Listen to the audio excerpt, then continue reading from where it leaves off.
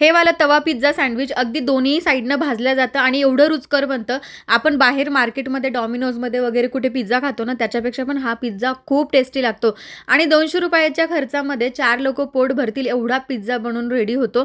कसलाही तामझाम नाही. जर तुमच्याकडे मायक्रोवेव्ह नसेल आणि जर एअर फ्रायर नसेल तरीही काही हरकत नाहीये. तव्यावर एवढा रुचकर आणि टेस्टी पिझ्झा बनतो ना. नॉर्मली आपण जेव्हा घरी पिझ्झा बनवतो ना, तर एक साइड खूप जास्त भाजल्या जाते आणि वरची साइड शक्यतोवर कच्ची राहते. तर त्यावेळी असं न करता हा वाला पिझ्झा ट्राय जर केला ना, तर अगदी रुचकर आणि टेस्टी लागतो. मुलांना टिफिनमध्ये जर द्यायचा असला ना, तर दोन्ही साइडनं भाजल्या असल्यामुळे ना, त्याच्यामध्ये असा ओलसरपणा राहत नाही. नॉर्मली पिझ्झामध्ये ओलसरपणा असतो, ह्याच्यामध्ये नाही राहत आणि तूप लावून जर खाल्लात ना, तर इतका टेस्टी लागतो, सोने पे सुहागा. बटरचीही काही गरज नाही. भाज्या फक्त 40% आपण गरम करून घ्यायच्या आणि थंड झाल्यानंतर त्याच्यात चीज टाकून मग ते स्टफिंग करायचं. एक वेळ नक्की ट्राय करा. खूप टेस्टी लागतं आणि खूप, खूप, खूप सोपा पिझ्झा आहे. अगदी चुलीवरही